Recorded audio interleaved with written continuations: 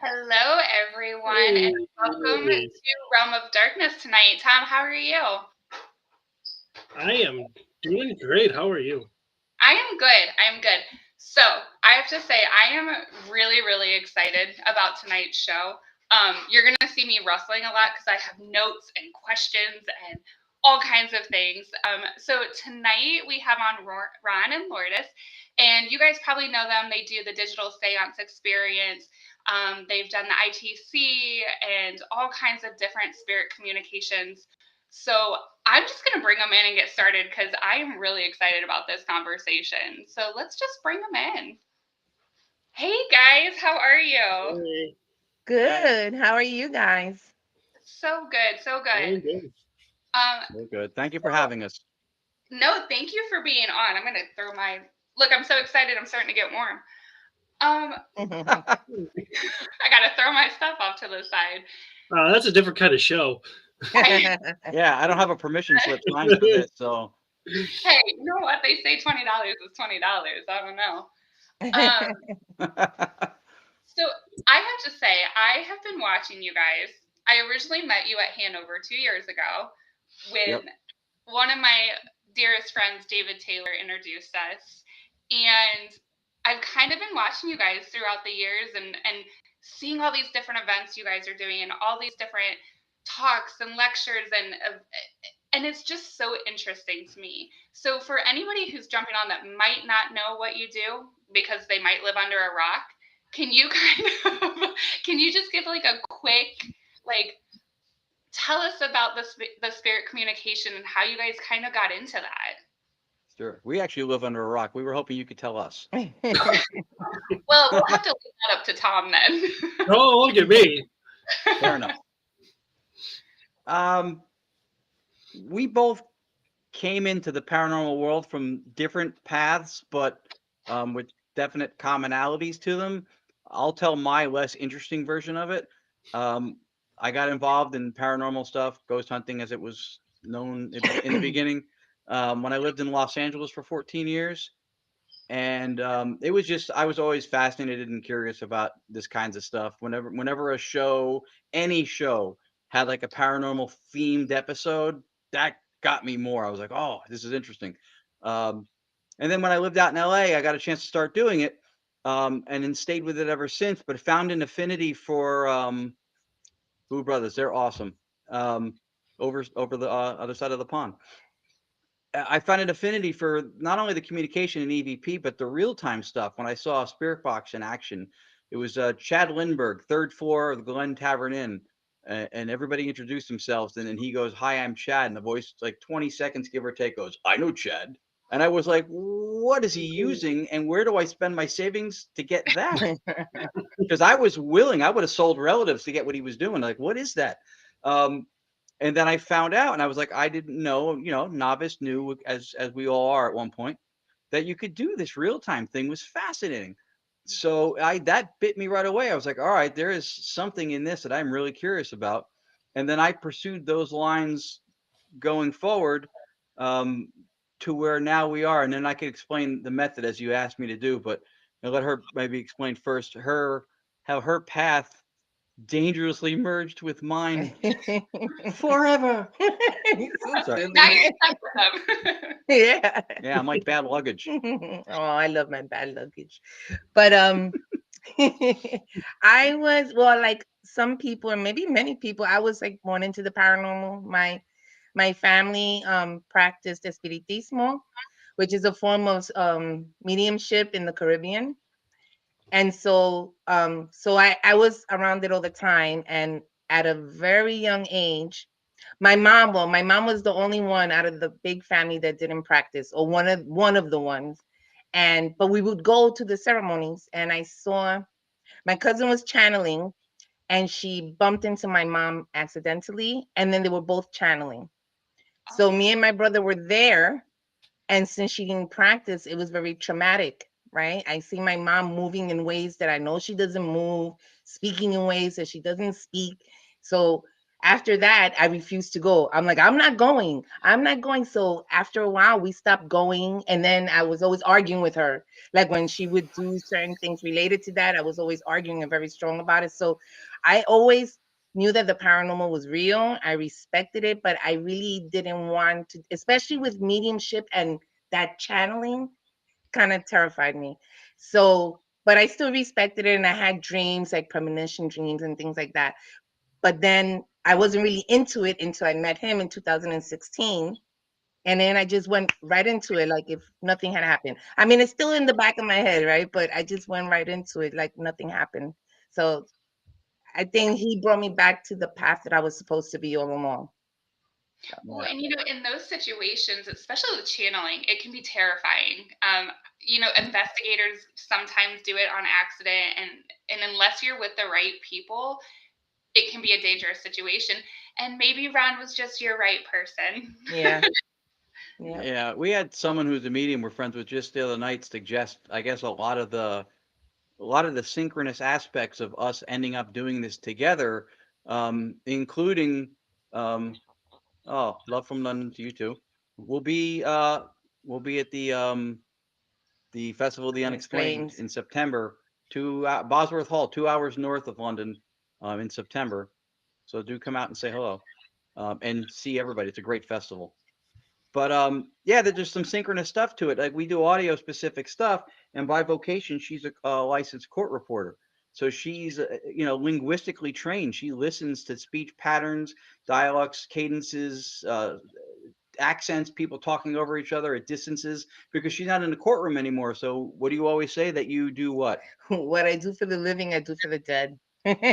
She's listening to recordings all the time. It's just weird So because they always say how nature finds, if nature wants you to go to a certain path or do a certain thing, if you don't follow it, it'll find like another way. So I think for me, if it was that I was supposed to be doing that and I got traumatized, if nature found another way for me to help do what I do, but with Ron and what we do here, because this is yes, it's the what we do, the method, that's the medium, that's the medium. It's just, you know, yeah. it's through the method. So That's my middle name, the other way. I'm Ron, the other way, Giacometti. Usually not the right way, but the other one. The other Yeah. Lourdes, But it, do you hear things when you're listening back or when you're listening in real time? Do you hear things that other people don't hear because you are trained to pay so close attention? I'm yeah. not answering this question, but go ahead. I have. I hear the most lowest. It can be like, and I hear the most lowest voices. That's why, and I'm not the only one that can do it. Sometimes there's some people Yeah. in the audience, and there'd be one or two they can hear it too. But yeah, I hear a lot of the. As a matter of fact, when we first started, we would argue a lot because there would be two voices there, but I would hear the very low one, and he was hearing the one right on top, and we would argue, and then eventually we would figure out there's two voices there, Yeah. and they're overlapping. Yeah. Yeah. It's a huge asset. We've had in conversations with audio engineers, I have said, if an audio engineer tells me that these are warbly sounds and they're not words, and then she tells me that these are words, I am not arguing with the court reporter who listens to language over someone who knows how sound behaves when it doesn't always have to be in the form of language, right? So it's a huge asset to what we do, because it allows us to set a barometer of quality for when we think something is good enough to go with, or to present or whatever. Um, and what it is we do that you mentioned in the beginning is we took an old method of ITC that existed. So part of the culture in the paranormal today was fostered by media and television, and for a lot of ways, though many of us may complain about aspects of it now, everything's a demon, all that stuff. By the same token, it did open up a lot of the pathways for us. Anthony Seminelli, there he is. He was around when the paranormal started. I think in the very beginning. 1422 was the year. I'm not sure. He's one of the kindest people in the field, and he was with us from the beginning of the story I'm telling you. Um, so in America, if it's not on TV, it doesn't exist for the most part. And so ghost boxes that were derivative of the Frank's box made by Frank Sumption became the standard. They absolutely work. We don't reject the methodology at all. But when I saw direct radio voice, which still had more of a foothold in Europe, but not here because it wasn't on TV, I looked at her and went, I don't know how nobody's doing this. And so now today there are different versions of people doing stuff similar to the same type of stuff that we do, which I'll explain. But in 2019, when we looked at direct radio voice, I didn't see anybody in the States doing anything except sweeping ghost boxes. So I'm comfortable in saying that I believe that we resurrected this as far as at least the American culture and the paranormal goes. And it was this little Italian gentleman named Marcello Bacci in Grosseto, Italy, who was using a vacuum tube radio. None of the plasma discs, no spring reverb, no sine signals and RF, nothing. Just he was using a regular radio on a vacant AM channel, and he was having conversations that blew away anything I'd seen a ghost box do. And I couldn't believe this was untouched. So we decided to dive into it and do it. And we did a whole bunch of different experiments with blending frequencies, heterodyning using mixing boards, tone generators. We developed it for a while. Then we came across a gentleman named Keith Clark from Veranormal.com who introduced us to a live sound filtration thing, which you can't do with a ghost box because it has vocals in it already. Hey, Melinda, she's awesome. I will comment on the guests as they show up sometimes. That's true. He's not lying, and it's on the interweb, so you know it's true. I can't argue that logic. You know what kind of spirit background Another awesome dude, Tom Springer. Tom's awesome. So where was I? So so Keith introduced us to this real-time filtration of sound, and basically what we do now from that influence is we do everything people do at home after they have audio evidence from the paranormal. They denoise it, they amplify it, they slow it down, they make it more intelligible. So we're doing that in real time at the moment of contact because that's when you're having or trying to have dialogue with spirit or whomever we're communicating with.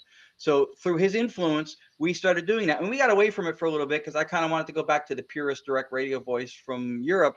I was mentored into direct radio voice by who is the only surviving pioneer, and not TV pioneer, actual pioneer of audio research phenomena that's left, like from the first original guard, Dr. Annabella Cardoso. She mentored me into it. She endorsed my first of 5 books. She's given us testimonials for a docuseries we were part of. She recommended our work to the Swedish Society of Parapsychological Research when they asked about what's new in ITC to look at. So she mentored me in. So I wanted to kind of go back to the purest just radio thing. So we did for a little bit, but she kept saying every so often, and it was tugging on me a little bit, that this live filtration thing, there was something to it. So we went back, and then we spent a couple of years developing our own rendition of what Keith had introduced us to. For a period of about 2 years or so, we were partnered with Tony Rathman out of Arizona, at which point the name went from direct radio voice to Staticom because we removed the radio. He still operates under the banner of Staticom with 3.0. He has now what we did from Keith's influence, he's done from ours. He has his own version. He built that his own thing. So now the work continues, and it now goes into different directions, which I think for the field is fantastic because now there's multiple people who have a handle on what this is potentially capable of doing. So then at that point, just for clarity's purposes, we went to a title, which is what we now use, that was derivative of my 3rd book, which is a digital seance initiative. And we thought, well, this, when we do it live at an event, it's an experience. So we'll go with the digital seance experience. And that whole naming convention came from, we would do direct radio voice at places. And a lot of times we would be set up in a common area. Yep. And then during sessions, people were like popping soda cans and ripping up Cheetos. And they're going, I'm not sure I'm hearing anything. Of course not. You're drawing it out with snacks. Yes. Of course. So I went, well, you look at all the old seance things that are all like this. I went, that's what we want. We want focus and attentiveness. And if intention and all that plays a role, like most people think so, then good. Then we have that too. Hence the digital seance experience. And the results have been tremendous. At a lot of the places we've gone, when we bring it out, and I will let her take the torch from here, the most rewarding thing to us when we get to bring this out is that we get to do what? What are you talking about? The people's experience that they have? Yeah. Yeah. That's the part that I and I would imagine him too, Yeah. is when someone has an experience from a loved one, a family member, a friend, someone that they lost, that they missed, that they need some kind of closure. And it's not like we lead them, right? They hear it for themselves and then they start asking questions. Yeah. And when they start getting responses that are relevant, that they know no one knows about it in the room, and they have that moment, that's what's payment for us. That's what's gratifying, you know? You want the example of the bionic ear and how that has an impact on when we do this. Last year we had 3 people in one of the sessions at the New Jersey Para Unity Expo. We have a room and we do closed door sessions on the hour. In one specific session in the afternoon, we had 3 different people get loved one stuff come through that was very personal to them, that they were certain they heard. I sent them the recordings that were in tears. So the one woman had what she believed to be her son come through. His name Willie came through. The fact that he played drums came through. A couple other things that resonated with her came through. So she was very emotional about that. She had been told by several mediums over the years that since he died at the age of 15, 31 years ago, that she would never be able to connect with him because of the age he died. That's completely arbitrary. I don't know how anybody could know that with any certainty, let alone share it with somebody who's probably still grieving Seriously. from that kind of a loss. But that's what she was told. So now she gets all this stuff from us. So now she's very emotionally involved in this thing. And again, she's hearing these things herself. Yeah. It gets quiet for a moment. This one's sitting next to her by the speaker. She's leaning in and she looks at me and then she goes, I don't know. I heard mention cookies. And I'm like, that's always relevant to me. I love me some cookies. Don't get me wrong. But the lady starts bawling now because it turned out that about 11 and a half months prior, she was diagnosed diabetic and she has not been able to eat stuff like that since. That morning of the expo, she made sugar-free cookies. She had them in her purse in a Ziploc bag at that moment, which we had no way to know. And that was like the nail that drove it through. Like that Right. was it. That sealed the deal. Especially because of what she was told, right? She can Yeah. never like speak, but yet he didn't know about the cookies, and he's mentioning the cookies. So it was so he's always with you, right? Because he knows about the cookies. They're always with you. Somebody mentioned it. Yeah. Yeah. And I mean, that Once you right think there, that's a like son. a medium or a psychic or anybody shouldn't, they don't know the other side. They've never technically been there. They shouldn't be telling people that. But like one of the things that I absolutely love, and I just want to say that you guys do, is I personally feel like you bring a sense of closure to people. Like that woman, like it shows that her son is still around. He's still with her. He's still having those experiences with her, but he's just on a different realm. And that's how I believe that it works, is when you die, you're still here. We just can't see you. You're on a different realm, but you're still living those experiences and seeing those things, and you're still a part of this world, just in a different fashion. And I think that does bring closure, and I think it kind of brings a relief to people who are struggling with the grief. And that's why I love what you guys do, because I do love spirit boxes, and we work with them a lot in some of our shows. But when you're scanning that radio, you don't know if it's just a word popping up because it hit that scan at the right moment, or if it's a legitimate answer. And if you're asking questions and you're hearing an answer in Garth Brooks's voice, you don't really know.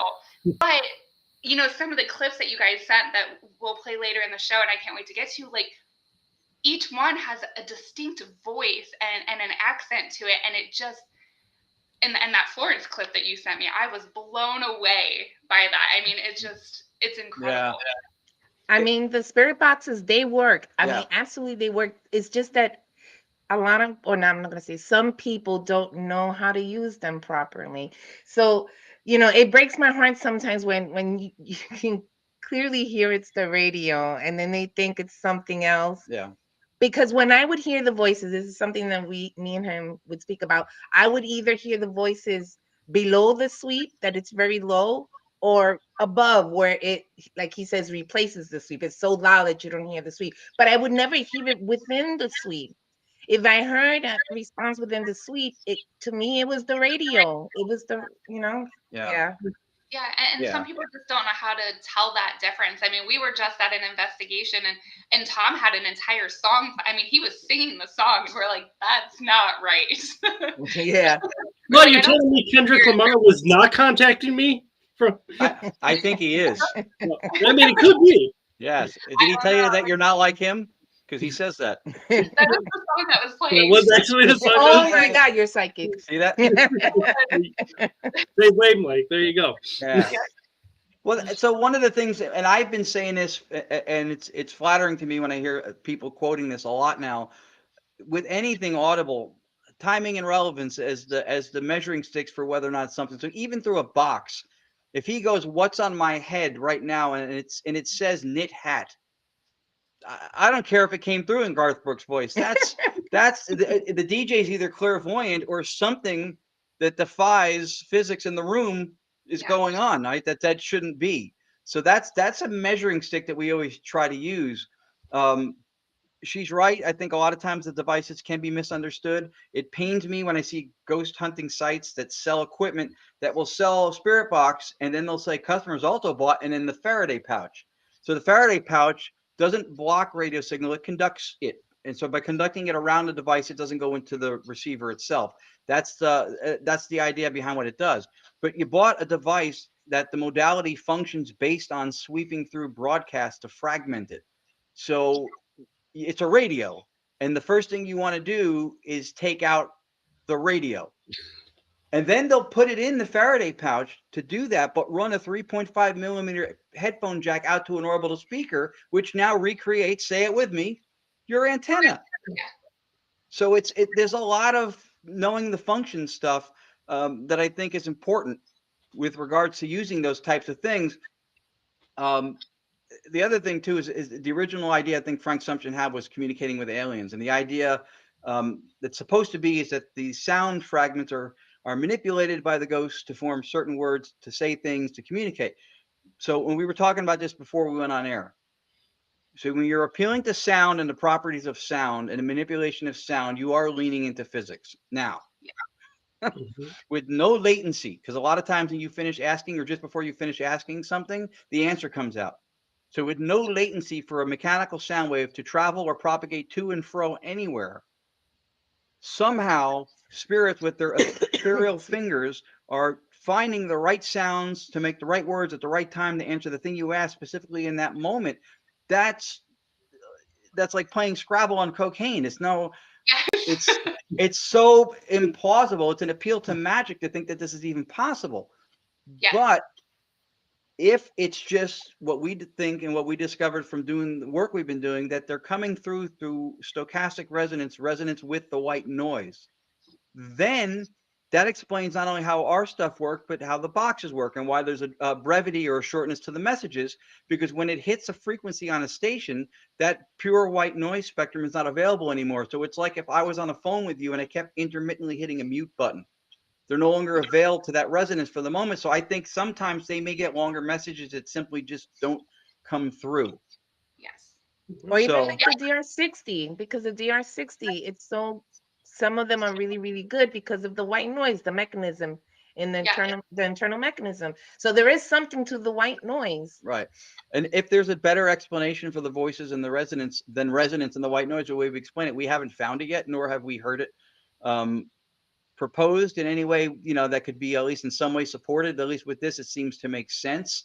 And we did this through process also because what you mentioned before, we used to use with direct radio voice a radio.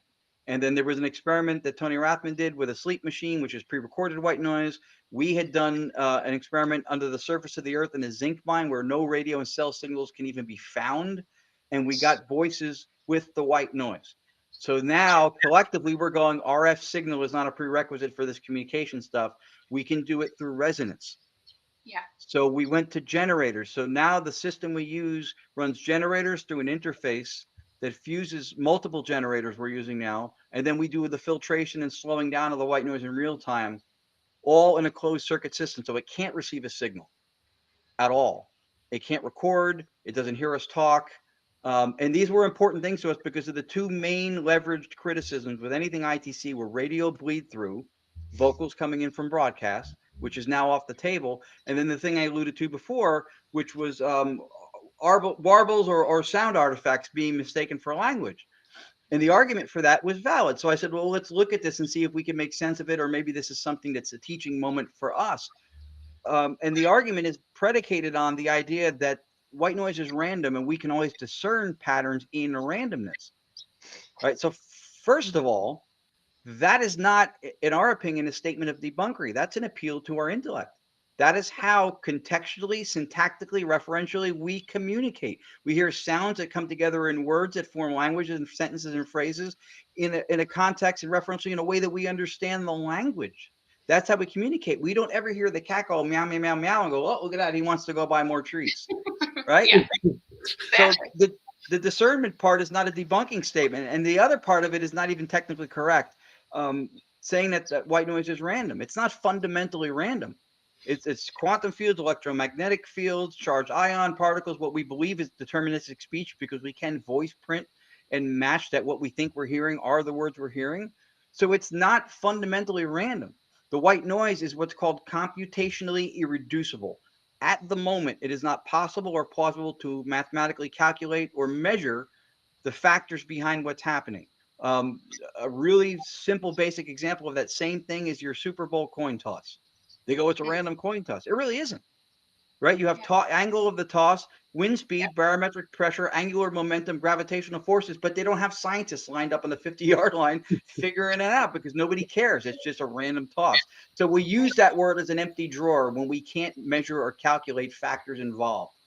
So between that and no radio, we felt like we did as much as we can, at least at the moment, to vet the authenticity when we hear voices. Well, and one of the things that you just said is I love the fact that you said it cannot hear you or record you because, Sure. There's a lot of people in the field that use these cell phone apps. Yeah. And, I don't want to get in trouble for naming some of them, but you guys know what I'm talking about. And they'll play these cell phone apps. They don't have their phone on airplane mode. And I'll try to tell them, it'll say a name. And I'll like, well, we just said that name 15 times. And they're like, no, it's on airplane mode. I'm like, it doesn't matter. And they take this for true evidence. And there's times we've used it in some of the investigations along with other equipment to see if we can get it all to line up. But the fact that, these cell phone apps, they listen to us. That's why we get those ads popped up 5 minutes after we mention something. But the fact that your guys' system doesn't record and can't listen to the conversation and you're still getting words, you're getting names, it is remarkable. Well, we appreciate it. We've seen them do stuff before. I've written 4 academic white paper or essays, one of which I did on mobile apps, because I have in some instances seen them do something that was kind of phenomenal, not something that had been said in the moment. There's a lot of what's called hidden variables in the process, right? So these are things that are put into theory to explain gaps in theory that we don't know. So we account for things that we can't account for almost. So that's part of the problem. There's a lack of trust thing. I can't take too seriously anything that's got for entertainment purposes only on it. Because of the teams who do this, a lot of the teams will say, we're very scientific. We go to debunk. We're very scientific.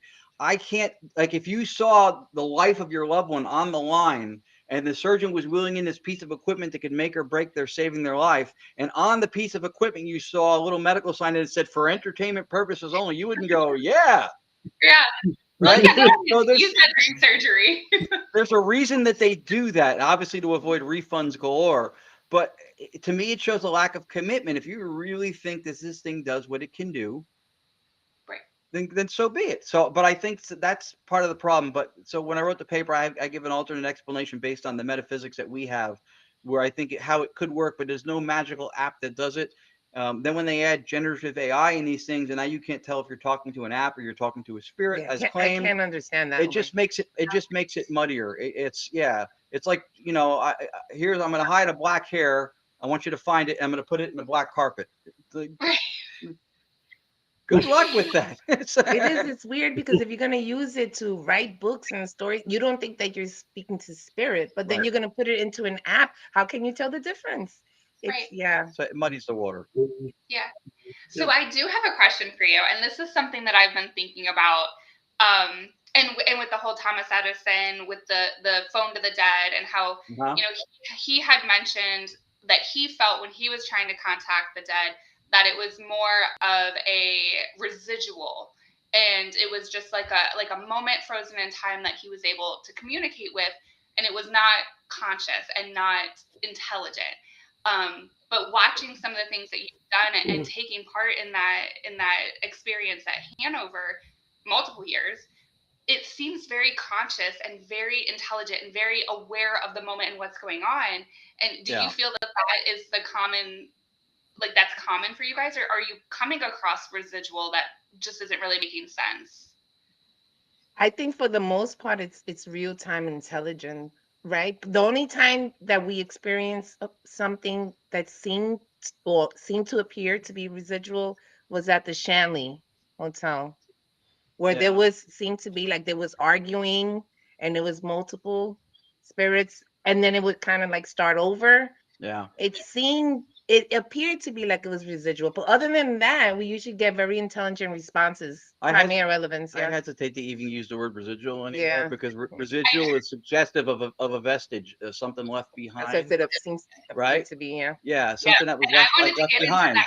I wanted to get in Yeah. that conversation with you because I've heard talks and stuff that you've had where people say, oh, the area or the surroundings soaked up that energy. Oh, it soaked up that energy. Yeah. And No.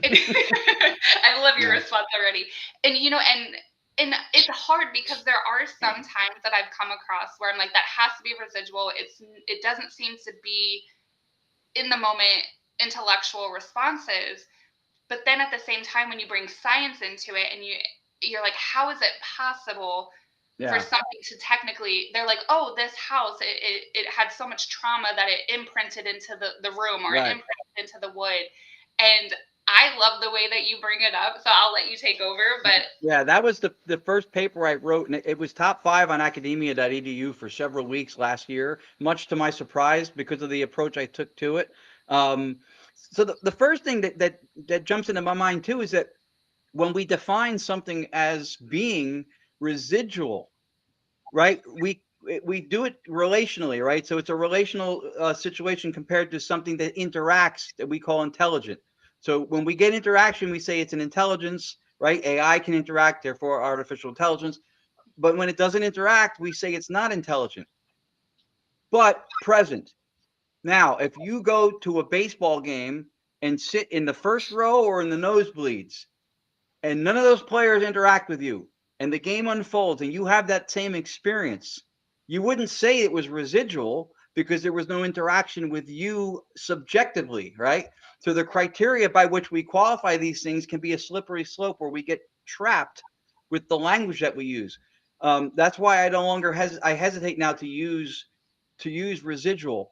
The problem with the other thing that you mentioned, and I appreciate the lead into it.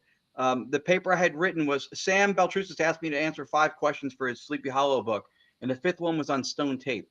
When I wrote the paper, as a result of that, I also included psychometry because it shares a foundation for how it's explained.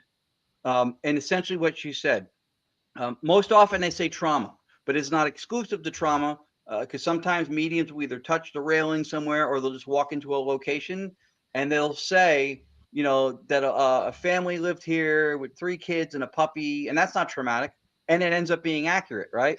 So it's not just trauma. They use trauma because they're trying to make a case for the imprinting part of it, that which over emotion. yes. The original name for stone tape theory, they came from a British film, I think in the 1970s. The original name was place memory, if I'm not mistaken, coined by a gentleman named Charles Babbage in Europe. And it was this whole imprinting stored in the ether kind of a thing. We have since, with stone tape, made this so that the Victorian crown molding and these old houses or whatever is holding on to the trauma of despair because somebody was beaten and murdered there. So now when you go in there, it's released, and there it is. I had to put that I up love there that. because I absolutely agree with it. I appreciate it. We love you too. If you know him, Krista Cesare is one of the purest and kindest souls we have ever met in or out of this field. I love that guy. He's been inspiring to me. The way we end our presentations, to make people feel something and not just be like, oh, look at Yeah. the tech. He It is- influenced our lives. Yes, he was Absolutely. largely influential on that. So, and we talked about this before. So that example, right? It's leaning on physics to say that this trauma, let's say somebody was beaten and killed, so that trauma, that despair is stuck in the crown molding, and then a medium or somebody comes in, and for reasons no one has ever explained, it's arbitrarily just gets released. It's not all the time, sometimes. And then they feel it, and then they tell you what they felt and whatever, and then they give you the reading. The problem with that is that it's leaning on physics and at the same time defying it. In order to know that despair is stored in the wood, and again, we mentioned it before the show, they go with the whole energy thing. Well, it's energy in wood and crystals and rock. Like, these things can hold energy, they can conduct energy, right? That's true. But as you mentioned before the show, there's potential energy, kinetic energy, thermal. There's different types of energy. There's not one kind. And certainly, these things don't fall into one of those buckets. No. But they're saying that. Energy is, at the end of the day, physics and science. And Right. and I am a very spiritual person, but but they're like, oh no, it's spiritual, it's earthy, it's this. I'm like, yes, but energy. Yeah, that's a lot of hand. That's a lot of hand. They call it Where is philosophy. the play button, right? Yeah. There's no play button. Yeah, and in philosophy, that's what's called. It's a lot of hand waving. They're not explaining or offering anything to the discussion. They're just going, oh, it's all spiritual and earthy. Yeah, that's fine, but that doesn't offer any explanation. If you're saying despair is stored in the wood because something traumatic happened, then you're appealing to physics. So the only way you could know that, in the way that you're saying that these things hold energy, like a computer holds energy or a crystal holds energy, right? The only way you could say that is if on a molecular level, you could show a discrete boundary between the molecules that make up the wood and a discrete boundary between the despair. If you can't show that, then you have no way to know it's there. It's a complete appeal to magic, and you're just spitballing. Right. Now, how would you be able to tell that there's despair stored with a different molecular boundary than the wood? You would have to be able to do what? Measure it. You can't quantify qualitative states. You can't measure despair. Experiential states can't measure be that type of emotion. right. They would That's always what we have say. a better chance at, if it, and this is going to sound crazy, but if it was like Amityville, where there was a lot of blood and the blood soaked into the wood, that is changing the chemical makeup, and that might possibly be able to hold the energy. But yeah, you can't measure. It still wouldn't be able to. It still wouldn't be able to hold. It wouldn't be able to hold or release experiential states, because in order to do that, you'd have to be able to measure it. And you can't quantify it, right? How much does my love weigh? What are the length of my thoughts? You can't. There's no way to quantify those things, so you can't know that they're there. You can't have a boundary. So it's just spiritual bypassing. It's just a way to say this is just kind of what happens, a little hand waving, and then move on. But it doesn't offer any explanation. Now, the metaphysics that we subscribe to, which is called analytic idealism, which is that reality is fundamentally mental. Not my thoughts or yours, but one mind out there, a universal consciousness of which we are all fractal or individual parts of. In that modality, in that metaphysics, which I should preface, we talked about this before, the paranormal field a lot of time, I think, largely defines metaphysics as being like spiritual woo stuff science can't reach or talk to. It literally means that which stands behind the physics, right? Science tells us what nature and reality does. It models and predicts behaviors of it. It doesn't tell us what nature or reality is. That's a philosophical argument that we try to make. We try to pin down what reality might be, and that's a metaphysics. Right. So they're appealing to the metaphysics of physicalism, that there's a world out there separate from consciousness, that's because your brain creates consciousness and it soaks up this emotional state to be, again, released for reasons no one's ever been able to explain. If reality is mental and what we perceive is representative of an image of what's out there, the same way right now you see us, right? But you don't think that the us you see on your screen is us. It's a representation of us through perception that you have through the device, right? And you don't even get the full picture of what reality is. You don't see under our clothes, you don't see our backs, you don't see our feet. So it's not a full picture what we perceive. So in that respect, if the house is representative of a world out there, and we believe there's a world out there, that we share a space, if that's representative of something out there, then it's mental, it's thought, right? And then the emotions that these mediums are picking up on are also mental or emotional, right? They're experiential. So now you have the explanation that mental and emotional things are intermingling or influencing each other. And that we see in nature all the time. Our thoughts and emotions influence each other. So now you have an explanation for it that's rooted in an age-old metaphysics that does not defy or conflict with science the way that the current stone tape or psychometry explanations do. Right. So if you have a medium who goes into the Amityville house and walks in and they see the blood on the floor, it's not because it was soaked in, that they're just experiencing someone else's experience, someone who experienced that already, and they are also experiencing it. Just like if you see the color red, Ron uses this example, and for you it's a happy experience because red reminds you of something wonderful, but for Tom it's something horrible because it reminds him of a fire or whatever it is. So we believe that's how it happens. It's not that it's soaked in, it's just that when you perceive it, you are sensing an experience, you are experiencing someone else's experience of what happened there before you came along. See, and I love that explanation, and that's why I kind of wanted to lead into it, because it I feel like a lot of investigating is perception. I think you can go into a location and you said the demon word earlier. There's a lot of people that go in and go, "Oh, they're demons, they're demons." And it's like, no, just because you got scratched, that might be the only way they know how to communicate. Maybe they were reaching for you, or that growl you heard, that's your perception of them being a demon. When reality is, it might not be. Well, I'm not a big demon believer, but that's another story. But I mean, I think it is a lot of investigating is perception, and that's why I loved the way that you guys explained that, because people do say, "Oh, it's just imprinted. It's imprinted," and like, Yeah, Now, and the stone tape theory has to do with perception, emotion, and experience. That's pretty much yeah, it. and the imprint thing again leans on physics with a completely lax explanatory power. There's no support for there's no empirical support for imprinting an emotional or experiential state onto a physical object.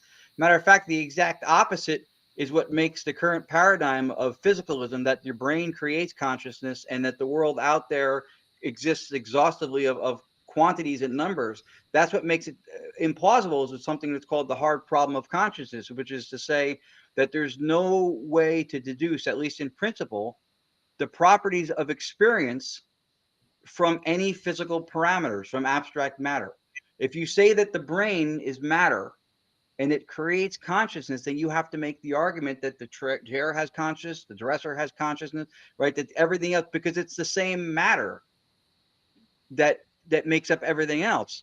So this is called the hard problem of consciousness. So this is one of the problems with that metaphysics. When you look at analytic idealism with reality being fundamentally mental, we already know, investigators know, right? We use equipment because there's parts of the light spectrum we don't see, there's parts of the audio spectrum that we can't hear. So we already know that there's things happening that we give credence to that we don't have direct access to. And the perception thing that you noted is spot on.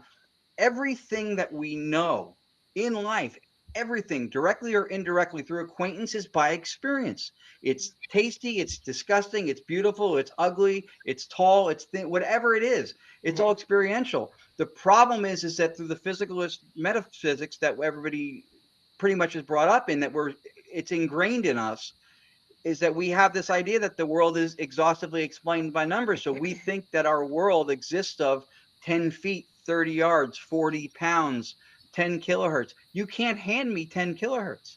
You can't even hand me 10 pounds. You go, well, I could pick up this dumbbell. It's 10 pounds. But that 10 pounds is describing the dumbbell. It's not something in and of itself. But we think, because of the way we're brought up, that that's something. Somehow along the way, we started substituting the thing described with the description. That's like to say that you're going to take the map of New York and from that pull the state. The map is referential. It's pointing to something else. You can't take the territory out of the map, but we do that when we say that these numbers define our reality. They're descriptions of it. Tom, you look blown away over there. I'm just here enjoying. What can I say? So I do have another question too. And this one was actually messaged to me. Right. Yeah, someone wanted me to ask you if you believe or you feel that when you are running these experiences, does the environment around you affect the type of results you get? If you're in a basement with limestone, if you're by a lake or a river, these natural elements that are considered conduits, do they affect the outcomes that you can get? I don't think so, especially since we're running a closed circuit system now. We're not using radio reception anymore. Um, I would say, as far as the environment, it's more about the people involved. I'll go with that. The And the people intention. involved. Hmm. Yep. Really paying attention, the intention, right? So if you have people that are there like, this bullshit or whatever, most of the time we may not get anything. But although there have been times that we've had people like that, and by Yeah. the end of the middle of the night, they're asking questions Yeah. because they hear voices. But it really, like, we notice that when we start, and it's like in a public investigation, there's a lot of people that some people that are not so into it, just there for their partner or whatever. But by the end of the night, when it trickles down and the real hardcore people stay, we get really good voices then. Yeah. So as far as the environment, when it comes to the people, yes. As far as limestone and I don't know I think that really, falls under two things. I think but that falls under the whole energy thing, because a lot of times they're talking about things that either hold or conduct energy.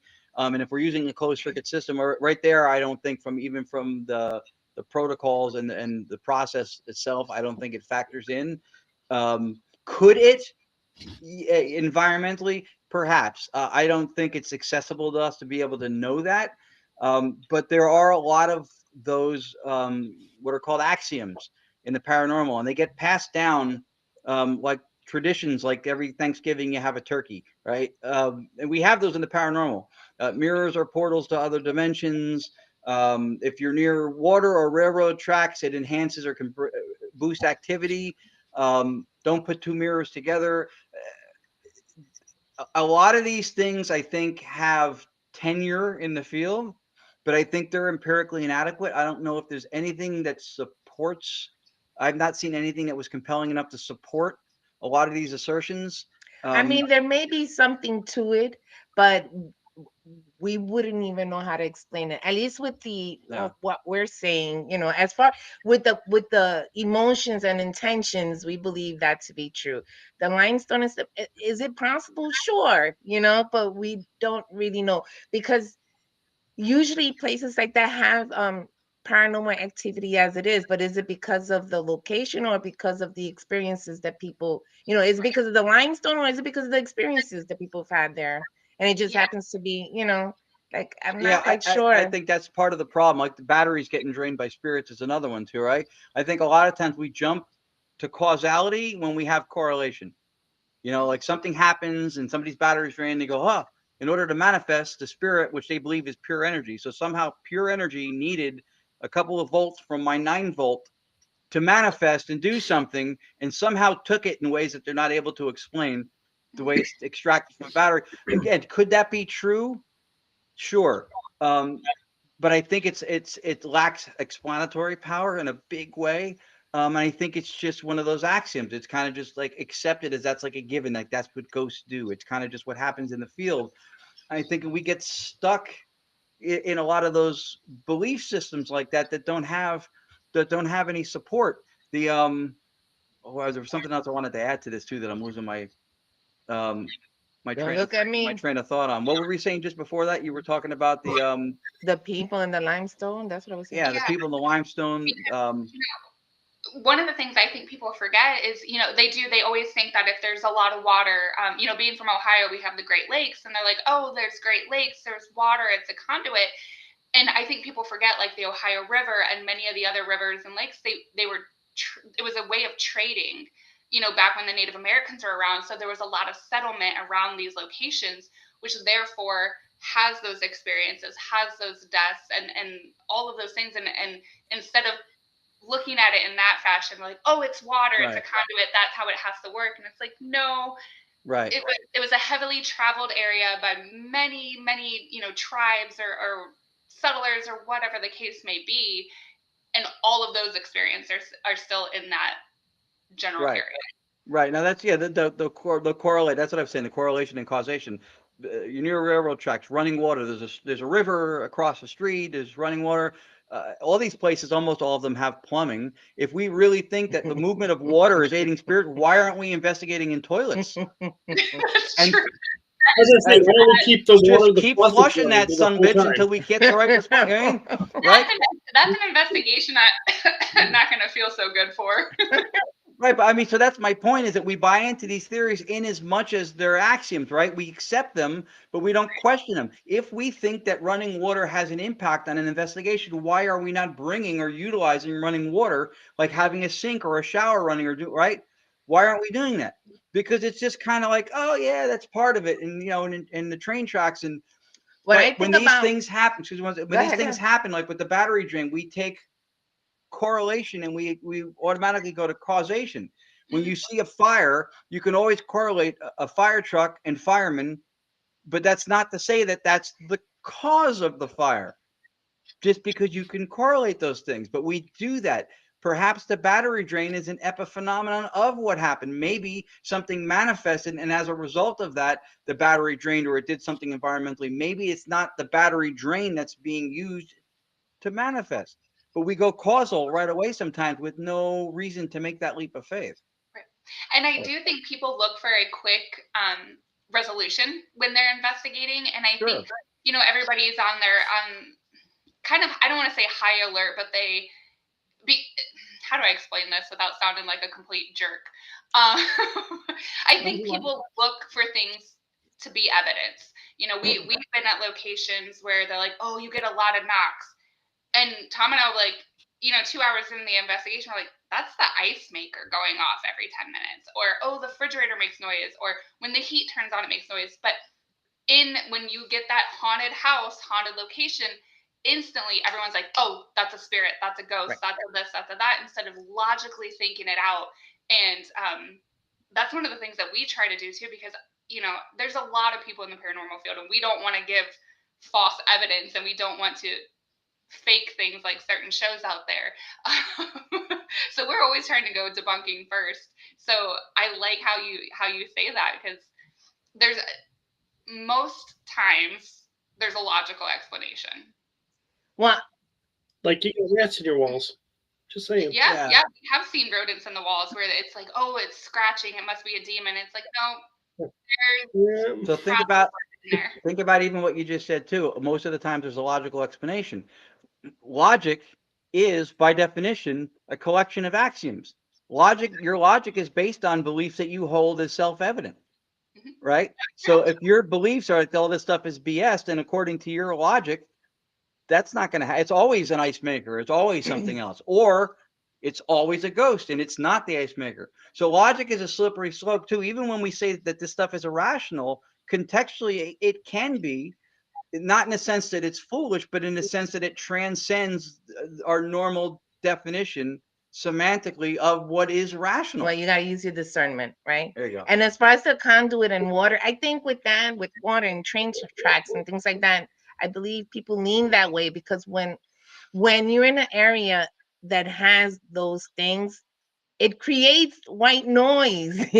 so so if they pick up an EVP or things like that when the train happens to be passing by, or running water, if you really, especially if you meditate and you're sitting there and you'll start hearing voices because of the white noise. So I believe it's not that it's a conduit or anything like that. It's just that white noise is in the area and you're recording and you get a voice because it's resonance, stochastic resonance. Yeah, You know what's funny is some of the places I swear I hear the most voices, and I think it is that I have a fan that I run at night because I can't sleep in silence. So I have a fan, and that sound of the fan and me right on that verge of kind of awake but kind of asleep, I will hear things and I'm like, what in the, and but when I have my fan off, or if I'm at a location and don't have that noise going, it doesn't happen. Well, Yeah.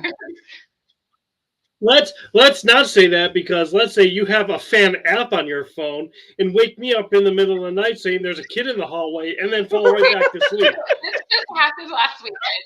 And I'm just sitting there going, So we do have to tell you a funny story. So last weekend, we were investigating the state house in Indiana, and Bree and Nick are great if you can get out to that location. we want to work with them very bad. Yeah, they're great. The location is fantastic, extremely active, and we were all sleeping in the living room, and I have a fan out because I have to have noise. And in the morning, Tom's like, "Do you remember scaring me?" Apparently, in the middle of the night, I go, "Tom, there's a little boy in the hallway," and then I just go right back to sleep and leave him hanging. I'm just going, Poor Tom. okay. I'm the only one awake. He's like, now. oh shit, what am I supposed to do now? I guess I Like, saw that's coming down that hallway. in that half asleep, half awake, I saw a little boy in the hallway, and one of the things is there's reports of a child, and I just went right back to sleep, and he was sleeping closest to the hallway. He was like, great. That's funny. Wow, that's funny. Lucky me. That's That funny. happens a lot. No, you guys will love the state house. The state house was very active, Yep. and it was crazy. It was very active on command. We would ask it. We had mag lights, and we would say, "Turn this light on, please," and the light would turn on, and we were like, "Great, thank you. Please turn that off," and it would turn off. And then we would sit there for a minute, and nothing would happen. And we're like, "Okay, can you to make sure?" And we would make sure there's no Yeah. bugs around it, and we would wait, and nothing would happen. And we say, "Can you please turn it on?" And it would turn on. We're like, it is on command. It was Yeah.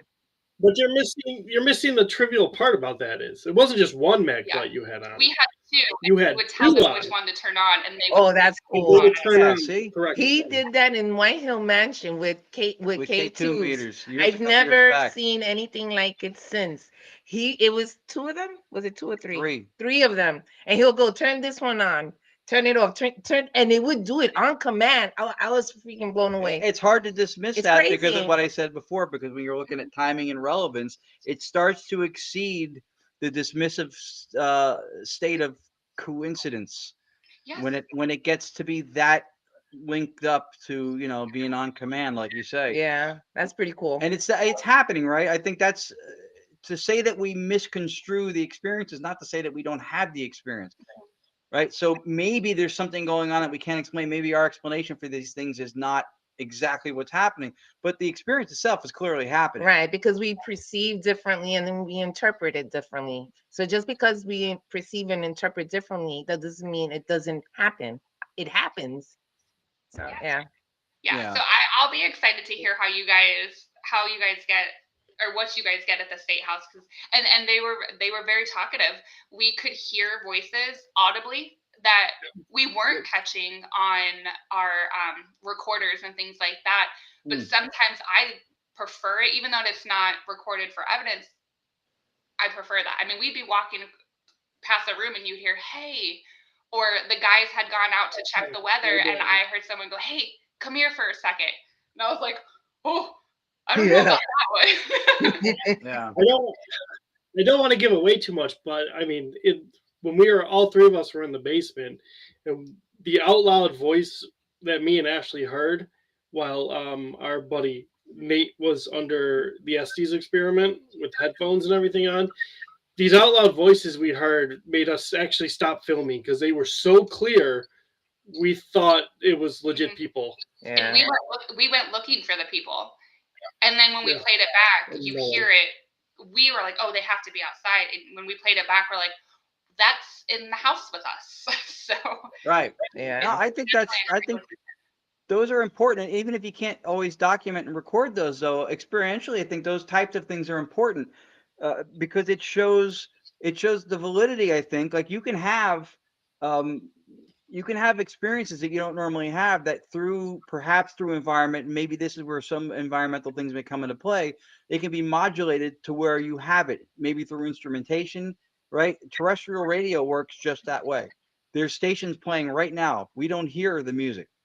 The radio modulates it. So now our dashboard of dials, right? Because we're equipped like we're born into the cockpit of a plane, basically. We have instruments that tell us what's going on around us, right? So the salient things we need to navigate life, And those things are what we have. That's our perception base, right? That's what we have to know what's going on around us. The mistake that we make when we assess what we experience and we assess reality is that we think that the sky and the dashboard are one and the same. The pilot doesn't make that mistake. He knows that he's getting accurate information from the environment around him, but that the dials and their measurements are not the sky. They don't even look like the sky. Why should they? But it gives him accurate information. If you black the windows out, he could still fly it based on instrumentation. That's how we work. We don't have a need for some of the things that we can pick up through instrumentation. So those things, like radios, like night vision, modulate something so that now becomes within our dashboard, and then our senses pick those things up. But some things are outside of those things. So Right. Because we only pick up, like you said, what we need. If we picked up everything, we would melt. Yeah, We wouldn't be able to handle it. right. that's So true. we only pick up what we need. Right, and that appeals to like a quantum physics perspective, right? Because we have an upper bounds to our cellular integrity and structure. We don't have any reason to believe that the world out there in the universe or reality, whatever it is, has any upper bounds to its boundary, right, to its structure. So if we took a mirror image in of everything that's out there, it would be complete overload. We would have a heightened sense of entropy. We would just melt because it would be too much. The same way, a good example, gentleman named Don Hoffman uses the interface example of, like, on your computer, you have an icon. You double click that icon, it opens up a folder. In that's another icon. You click that and a video plays, sounds, lights, moving pictures, the whole thing. You don't experience every codec, every line, every thing that a transistor or every electron. You don't experience. You experience just the salient points to have the experience. That's it. So we think that this is a metaphor for how life works. We have instrumentation. We know, again, from sound and sight, that there are things in the spectrums we don't get without instrumentation. So it's safe to say that there's things out there that we don't experience. And I think that mediums who actually pick up stuff, I think, are having a more vivid or visceral conscious experience than other people are. But it's through being more porous, or a greater porosity of what is called a dissociative boundary. So the metaphysics of analytic idealism is, and a lot of people in the paranormal will say that they believe that there's like a universal consciousness, like we're all, like, this one mind kind of thing. So under analytic idealism, the example for where do we see this happen in nature is what used to be called multiple personality or dissociative identity. It's one mind that has multiple centers of identity, multiple alters, each one dissociated from the other. They can interact with each other through dreams, right? And then each one has its own identity. Now, if somebody's ever cured of this, they realize then that that was all them. Yep. And it all comes back together. And they have had. And they have memories of each and every Yep. personality. Yep. But they know that that was all them. Yep. They realize that it was all them. And when they've reported dreams, if one of the alters was a little girl and the other alter was like a big guy with a beard and the other alter was like a tall, skinny guy, if the bearded guy was over the skinny guy with an axe and the little girl was cowering in the corner, when she told the story from the dream, when that personality had control of the body, it told the story from the person sitting in the corner watching the guy with the axe over the skinny guy. And then it would be told the same way from the guy with the axe over the person, the skinny guy, noticing a girl in the corner. So they would recount the same dream from the perspective of that alter within that scenario, and they could hit each other, poke each other, whatever.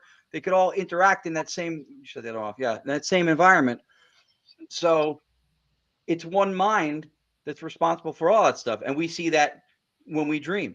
When you have a dream, you have other people you interact with, you hear their voices, you see cars, trees, whatever, right? Animals, but you don't identify with any of that stuff. You identify as you. You're your dream avatar, right? So you dissociate from the rest of the dream, but when you wake up, you don't mourn the loss of your dream avatar because you go, oh shit, that was all me. One mind did all that. So we're not looking at it like a pathology, like dissociative identity might be considered amongst people. But as a model in nature to extrapolate on a grander scale, it shows us that one mind could be capable of all these associated things that identify individually, but then come back into one mind. So one mind's capable of doing all that stuff. I think in the case of mediumship, a lot of times mediums have a more porous or permeable dissociative boundary between them and the transpersonal space that we all inhabit. And so they have a more vivid experience with consciousness. And they had done studies where they took people, like 4 people who pretended to be actors, and then 4 people who were supposedly legitimate mediums. And they used fMRI and EEG to monitor brain activity. And what they found out is that the people who were pretending to be mediums, the actors, to themselves and to others, pretending, had higher cognitive function and higher brain activity, more excitations in the frontal lobe where reasoning and rational thinking and problem solving and complex thought goes down. Whereas the people who were actual mediums supposedly had a reduction in activity there, but they had a little bit going on in what's called the hot spot here, which is where raw experience supposedly happens. So there's something that it looks like from a second person perspective to actually be a medium that was looked at through instrumentation. What's interesting when he says that, it's crazy because we've been studying all this. And when we moved into this house, I had an experience. It was a what appeared to be like an out of body experience. But when I was happening, I was talking on the phone with someone. And when I was speaking to her, I felt like it appeared like if Mhm. something came in, and it came in through here. I felt the sensation, and then I projected out and I had the experience. And as I was having the experience, I could still hear myself, because when I was having the experience, I started coughing. I couldn't breathe. And I can hear my friend saying, Lourdes, are you okay? Are you okay? But I was somewhere else, and then I came back in. I had that sensation here. And then a year later, I start, because he was already studying this. I start getting studying this, and I hear Bernardo Castro, which is the gentleman that we, study from, mention that with the raw experience. And I was like, that makes sense. Yeah. Because I felt that. And I had to explain to him how it felt. And now yeah, it's kind of crazy. So it makes sense to me that actors would have a lot of activity here, but mediums will slow down here, and the activity will be back here. That makes sense to me. Yeah, Yeah. that's really, really interesting. That's interesting. It tells you that it's something that it looks like from an observable perspective, a second person perspective, to actually be a medium. And that people who were attempting to fake it could not replicate what it looked like through instrumentation to actually be a medium. So there's credence to be given to that. And then even for the dissociative part of it too, in in one case, there was a study where one woman had 5 alters, 5 personalities, just to give an idea for how profound the dissociation can be when we go, oh, well, we're all different alters from one mind is creating all of us. And then we're all, if it seems like it's asking a lot. So she had 5 alters, and 2 of them claimed to be blind. And when one of the blind alters was in executive control of the body, even though her ocular system, everything was organically perfect, everything worked, eyes wide open. When one of the blind alters was in executive control of the body, there was no activity in the visual cortex of her brain. Yeah. None. So the Crazy. dissociation was literally blinding. And that just shows how powerful the mind is. That's right. Right. That's because we do it all the time here. If you're trying, like, we block things all the time. We dissociate. We do it all the time. When you're madly in love with someone, and everybody sees that guy or that girl is a-hole, but Yep. you don't see it. It's right there, but you don't see it. It's literally blinding. It really is. Yeah. And some, Yeah. I mean, some life experiences that people go through where you're like, what are you thinking? It's like, what? It's fine. But oh my gosh, I don't want to forget, we do have clips that I want to play, because I'm not gonna lie, I watched them and listened to them beforehand, and I have been excited all week to show these to people. I think Wow. they're, I It has mean, been. I can so vouch. incredibly. We appreciate you. We've had your support from the time we met you. Oh yeah. And it means a lot to us too. And then I'll be quiet. We come from, I know I won't. Yeah, no, I was like, he's lying. I'll never. I would take out a restraining order against myself if I could. We I'm come gonna from put that on a shirt. yeah, we come from a place of gratitude. I'll see if I can fix that. Yeah. We don't feel like we're owed anything. every podcast, some people go, oh, it's not a lot of people watching, or it's a lot of it. It doesn't matter to us. We're invited to an event. We're on the poster. We're not on the poster. Okay. The experience with the people is that's making it worse. I'm sorry, having lighting Yeah, problems. let me just put it here. No, Yeah, you can it's see. better than. Yes, mine died halfway through. So. Yeah, well, the lights with the green screen, one of the lights went out in the middle of the show, and so she's trying to compensate for it, but making it darker is not helping. Well, because you can see the line on your forehead. I know. That's what I was trying to. But go ahead, continue. right. Sorry. So anyway, so we appreciate the support and the opportunity to show it. Just as a reminder for when people see these clips now, it's pure white noise. One of the ones I think that I sent you, and I'll speak to it when we see it. Might be when we were using the radio for the white noise, but there's no data in the white noise. It's literally just equal amplitude. There's no data in it at all. So that, and in the closed circuit system that we now run it on. So the first one that I have that we're going to play is, when it came across, it was called Bad Connection. So I'm going to play it. We're probably all going to disappear, but I promise we'll be back as long as I can figure that part out too. So here we go. What happened here? What happened to us?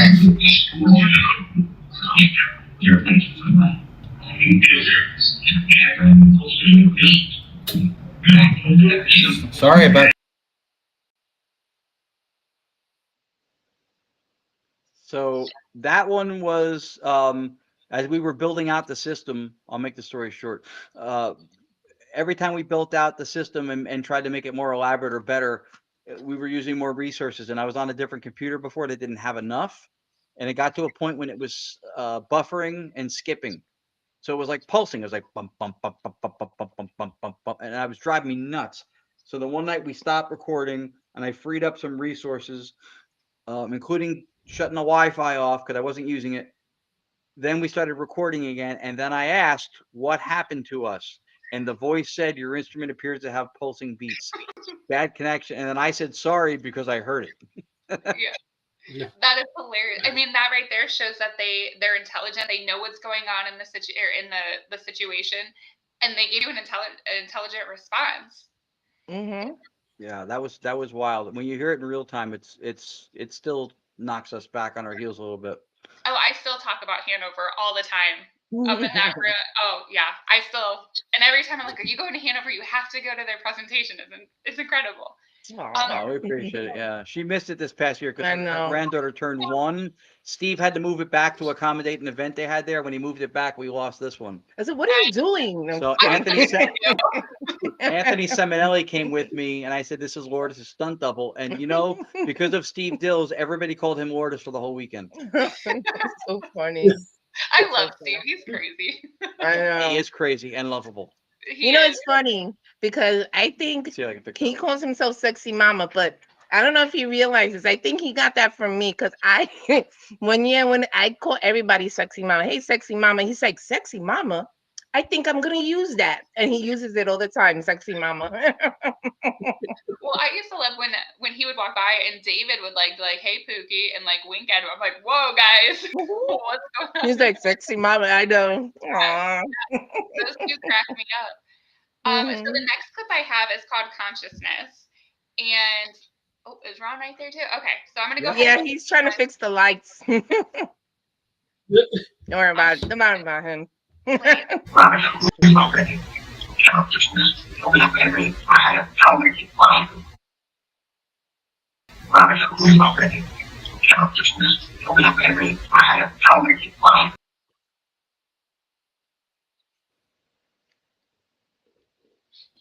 worry about it. All right, was the last one. It's crazy, so clear, right? It is so clear. Yeah.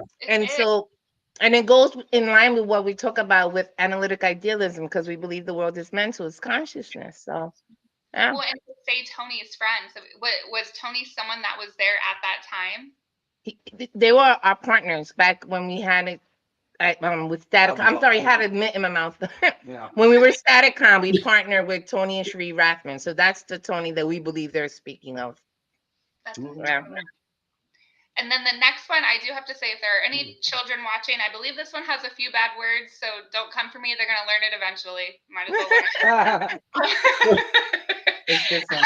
That's a good parental advisory. If your kid's saying words, blame Ashley. That works. This one's called damnation. Oh yeah.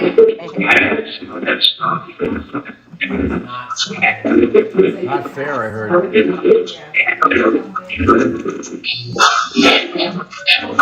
know what we're doing. What is an easier frequency to put YouTube on? Damnation. That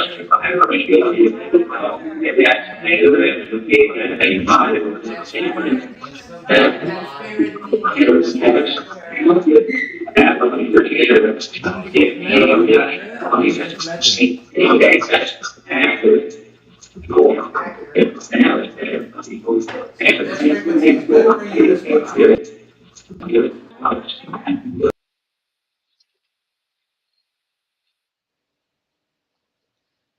So that one was chatty. It's like a whole Yeah. minute. That's all in one. It wasn't like taken here in pieces. That all came out. And what's interesting, that's what made us call it a digital seance initiative, because everybody was talking in the background, eating snacks and stuff. And I don't know, but you can hear my voice. I say some of the words because I'm trying to listen intently, and everybody is, doing their thing. But yeah, that voice, about a minute, just talking, just ranting. And we believe that they're speaking about probably our own inner demons, maybe addiction, maybe, the sensationalizing, demons and stuff like that. We believe that it's like a warning on that. Yeah, or I think it has maybe to do with the celebritizing Well, of the dark and demonic yeah, that's what I said. that happens like in the field now too, because there are, we talked about this before. YouTube is just riddled with the stuff, and there are people that we see at events all the time, and everybody will say there's too much of this demon stuff, and they'll all lean on Zach Bagans because he's the one that's making all this demon stuff. But then there's people at these events who are advertised on posters who have YouTube channels filled with. I played chess with a demon. I danced with a demon. I had lasagna with a demon. I cooked for a demon. I cooked for a demon. Don't watch this alone. And Yeah. so you can't be anti-demon stuff and at the same time be bringing somebody out whose platform was built on that crap. Yeah. So, And it's nothing. because It's nothing. It's not personal. It's not meant to be. No. It sounds polemical. It's not. I openly reject that approach because I think it's sensationalizing. Either demons don't exist in the mythical way that you're portraying them for sensation, or they do and you're full of shit because then you didn't encounter all those demons. It's sad that it's gotten to that point. But and I think, being born and raised Catholic, I think a demon is got better things to do than like hang out in a shed in a backyard, wait for you to come play chess. They're out. If they're truly here, they're out corrupting. They're out causing issues and trauma and all that stuff. That's They're not if you're encountering them every single day, Mm-hmm. then your life would be turmoil. Yeah. Like you would have so many health issues or things going on in your life that you can't control. You would be a hot mess. But meanwhile, you're doing good, right? You're like you're fine. So I don't think you're encountering demons. yeah, no, And I hate when they do that because I do feel like eventually they're going to end up accidentally welcoming something in that they don't want. And perhaps if they really had a demon, it's not going to be eating a peanut butter jelly sandwich. We'll tell you that. Yeah. perhaps they take this mythopoetic approach to creating the narrative, and it's over just sensationalizing all this. I don't know. I mean, the Catholic Church has a whole protocol for exorcisms and stuff, but yet, if you need to get a demon taken care of and you need followers, call a YouTuber. I mean, I don't know. Yeah, it's almost silly. They just It do is it silly. because they play on people's fear, and this is why people are so terrified of dying and spirits and ghosts and hauntings, because they see the negative intuition around it versus the beauty that can come from connecting with loved ones or people from the past. Instead, they're just filled with fear, and Some people see the paranormal as horror, and it's not horror. It's not horror, and it's because of that. Yeah. It's really is. Yeah, and it generates views for them because really, at the end of the day, that's all they want is Mhm. views. Yeah, they're Yeah, not but in it to help someone or tell anybody's story. it's unfortunate that it's got the imprint that it has in the field, though, too, because it used to be that you got media attention if you had done reputable work in the field. Now you're reputable in the field because you've got media attention Yeah. in a lot of cases, and Yeah. it's not. Again, it's not personal. It's not. This is not. I'm not making a polemical argument based on the position that a lot of these people. I just reject the position. I openly reject the position. I don't believe it, and I I know. don't think that they support it. We have this conversation before investigations all the time. We're like, you know what? Even if, say, Discovery Channel came and offered us a deal to film, if they wanted us to be over dramatic and claim everything's a demon, we wouldn't do it. We're like, you know what? We'd rather just do our own little mom and pop shop thing we got going on, and at least be true to ourselves. That's right. That's right. Yeah. But so I do have another clip, and this one says, "Hey Florence." I like this one too. I like them all. I don't know why I keep saying that. I just like them all. Okay, play it. I'll tell the little tale behind it after you play it. Okay, here we go. If my mom and grandmother can hear, can you say Florence and Lucy? Florence,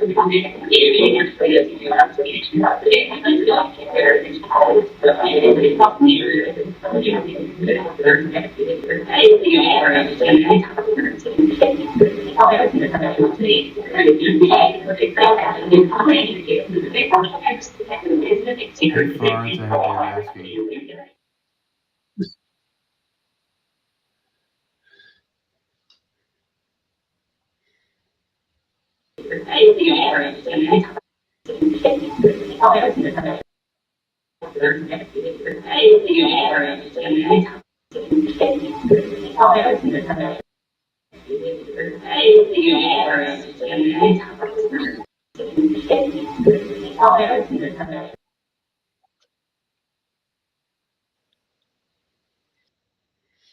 It's so clear. Yeah. Oh my God. So that was my mom's name.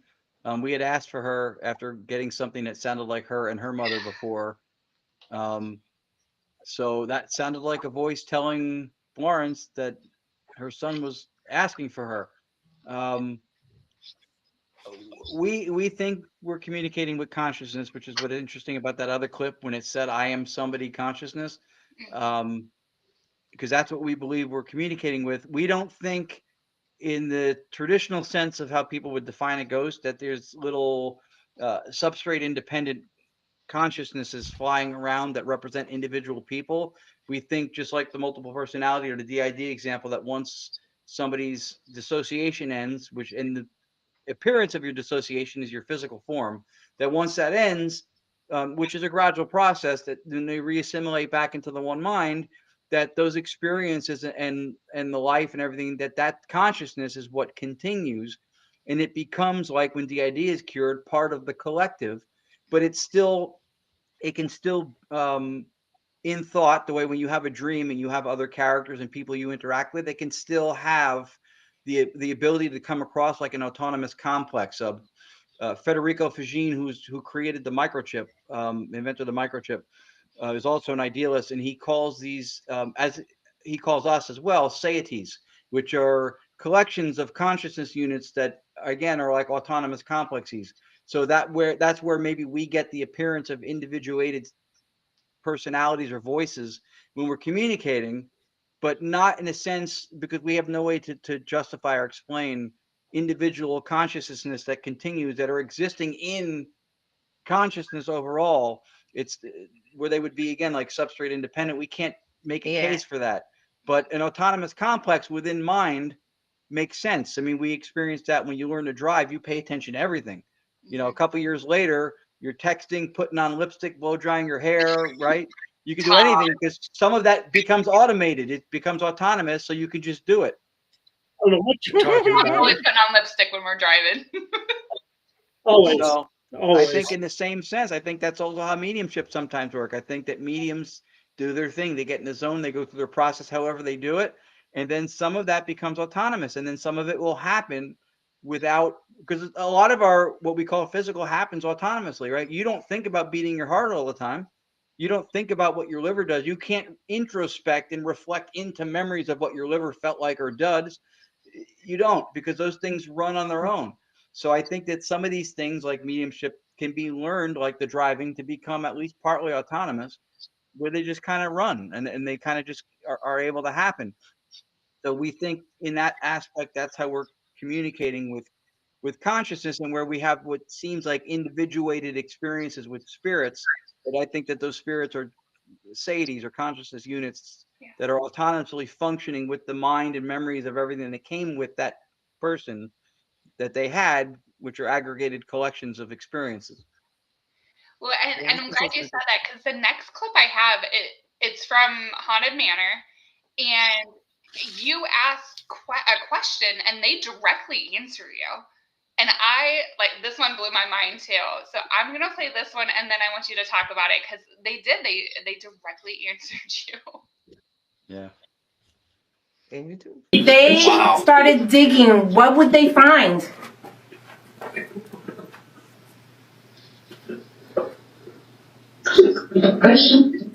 Person. Oh my God!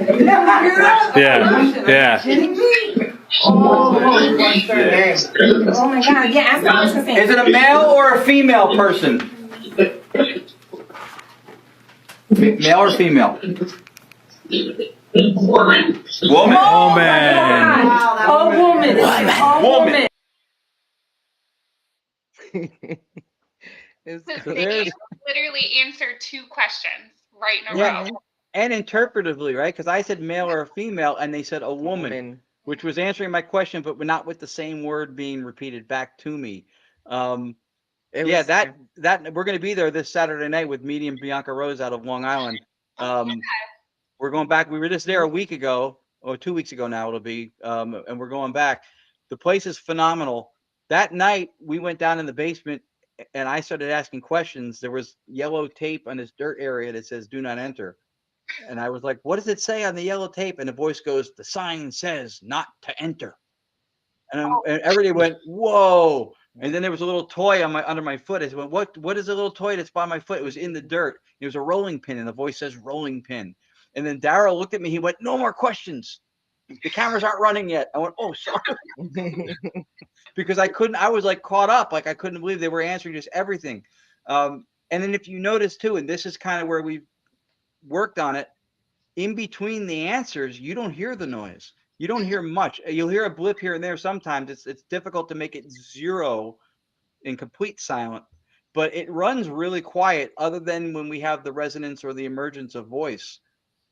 Yeah. Which is nice, because it makes it easier to hear, because there are sometimes that white noise or that static is so loud, sometimes it's hard to make out the voices, and sometimes you're like, I can hear a conversation underlining, but I can't hear what they're saying. Right. And it sucks, because it's like, I don't know if they're talking to us or if they're just chatting, but we can't make it out because that noise is just too loud sometimes. It's too distracting. Yeah. So you guys said you're going to be at Haunted Manor this weekend, and I know you guys have some other events coming up, which I do have a clip to show everybody. So get your pens and write it down and see which events you can go to.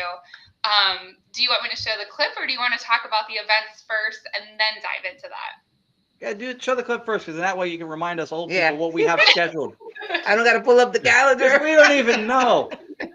Well, everybody get your calendars out, because we're about to play where you're going to Voices in the static, breaking through the cold. Fragments of secret stories untold. Lost in the hum of a barren alien line. Drifting through darkness, crossing through time. No explanation, no reason to find. But the voices keep calling just beyond the line. So tell me you're there. Speak through the storm, through white noise and silence. A pattern reborn, no wires, no signals, yet you come through clear. A voice in the static, I know you're near.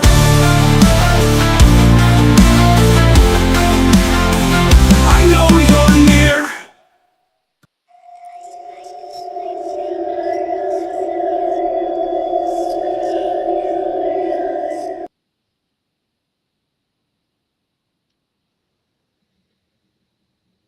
So thank you for doing that. music. So two, It's good, right? yeah, two shout outs. Cara Gale, who's also from New Jersey from 9 Lives Paranormal. She did the song for us for the digital seance song, I um, like Yeah. that. which was It's pretty awesome. The cool. whole Yeah. song is really good. And then Frankie Adele from the Parasite Experience group, Team Parasite in South New Jersey, out of the Ritz Theater in South Jersey. He's done all the logos and stuff for us, including the one behind us. So we've had the blessing of very talented people who've believed in us and supported us in making what we do look presentable.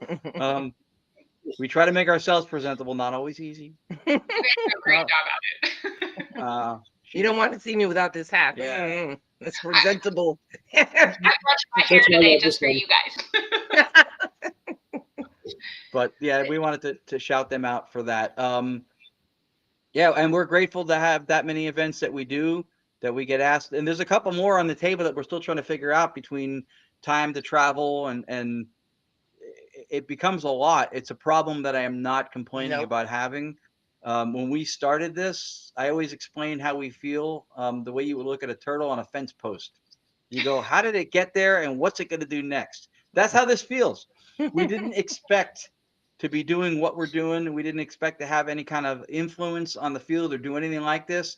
I didn't even like to read when I was in high school. Now I've got a sixth book in the works right now. I've penned 4 academic essays so far, white papers. One of them was the stone tape psychometry one.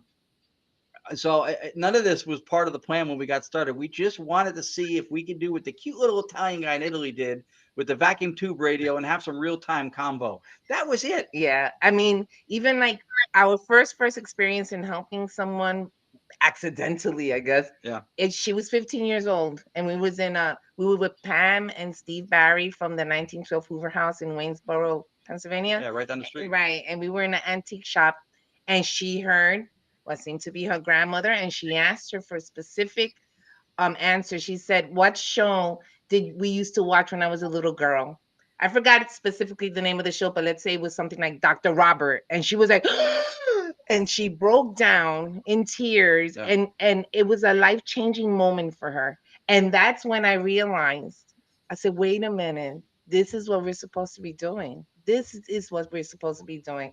I mean, the research is awesome. Don't get me wrong. I love it. I love the research. I love the voices. I love what we do. But it's for everyone else. It's not for us. Yeah. And it's for everyone. When we And do that's it- what we're supposed to be When doing. we do it at home, we can do it for us. When we take it out of the house, it's not about us. The irony is that was what that gentleman Marcello Bacci for 20 something years in his little studio in Grosseto, Italy. That's what he was known for doing. He gave parents who lost children came to his sittings. He didn't know who was coming. He got the voices of the kids. He got relevant information, and it was this huge, moments of closure and solace thing, like you mentioned before. We just wanted to see if we could replicate what he got or do. We would have never We didn't thought. realize we were going to end up on a path that was akin to what he was doing. We didn't see that part coming, but it's truly the best part, and I guess a little bit ironic because the Dr. Annabella Cardoso, who's one of my influences to get into direct radio voice, which led to this, she sat with Marcello Bacci. She knew his wife. She knew all of the ITC pioneers. So her endorsement meant everything to me in the beginning, because without her, and this is important, this is why I mentioned Keith Clark before. I mentioned our partnership with Tony Rathman, as he did too, with and Sheree with the Staticom project. Everybody who's part of your journey plays a role, and reverence and respect for those before you is important, whether they're currently in your life through differences or through death, God forbid, or whatever it is. You always acknowledge the journey. And if it wasn't for Dr. Cardoso, I wouldn't be doing what I'm doing with the voices. And I feel very blessed because of the two main influences on what we do now.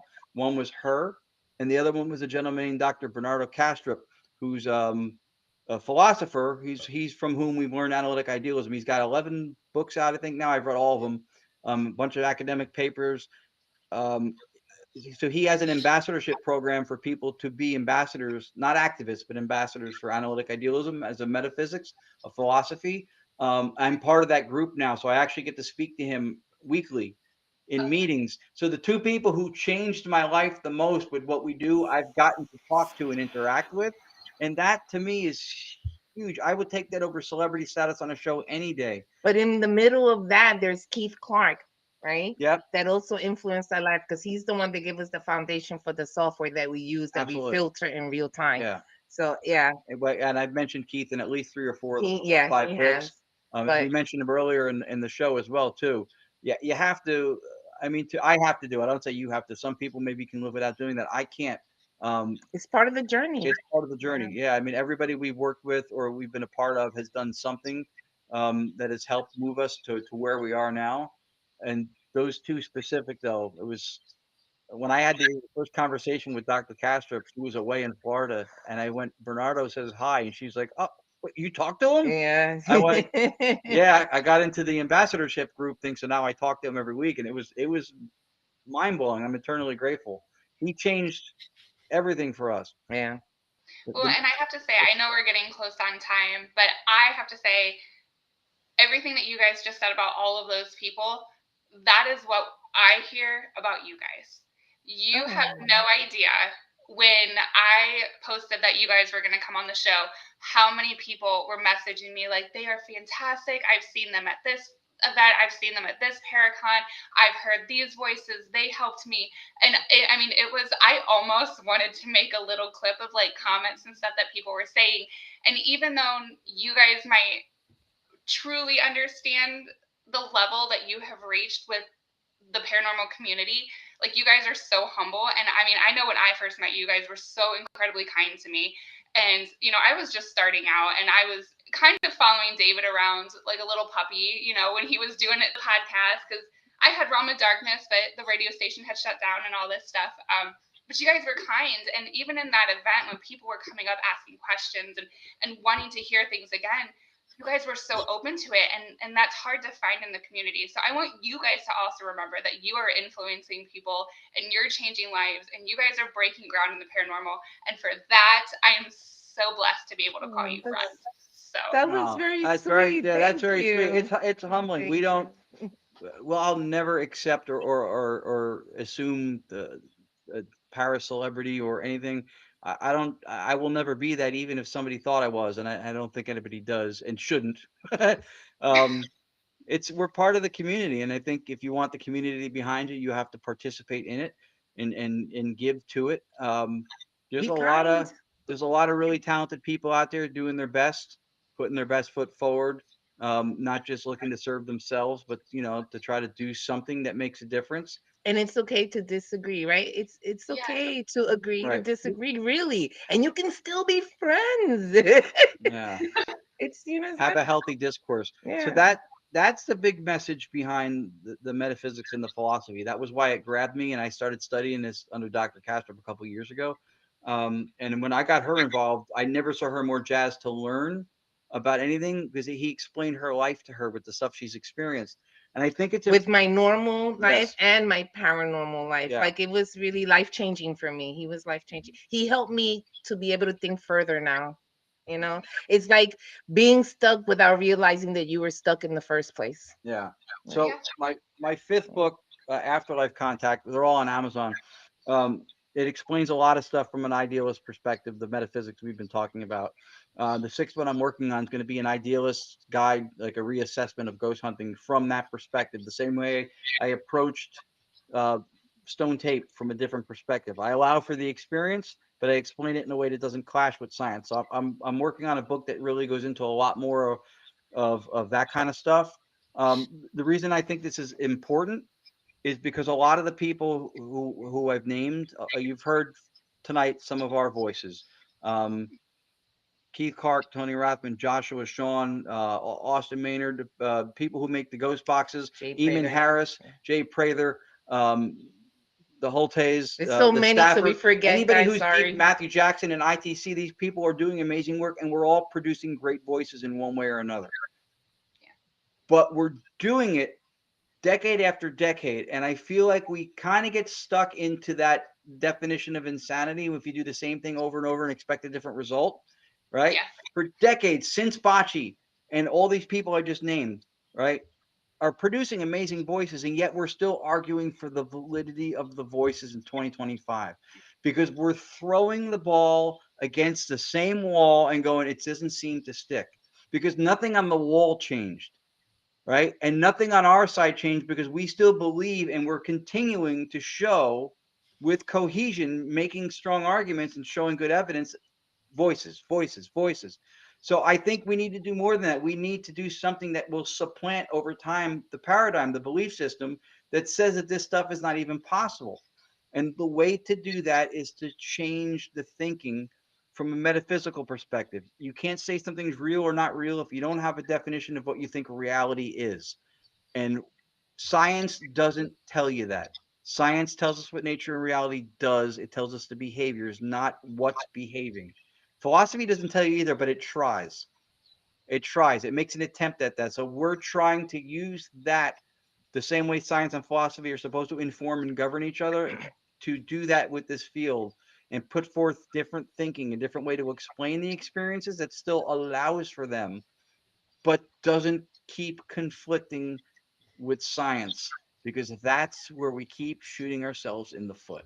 Right. Because we believe that the paranormal is not really paranormal. They're normal experiences that we are experiencing through nature.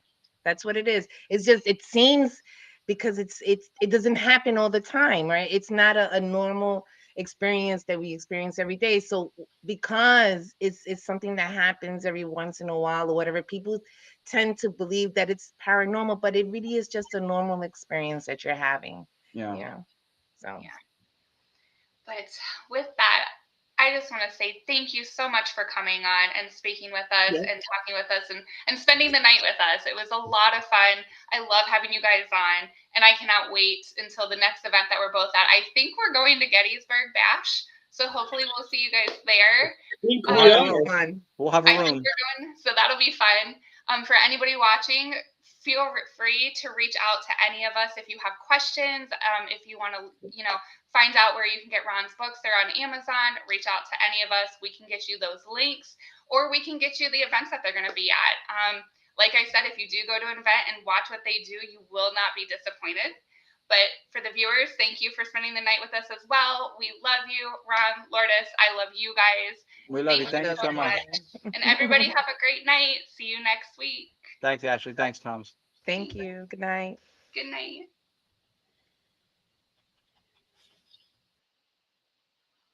That drum and play that.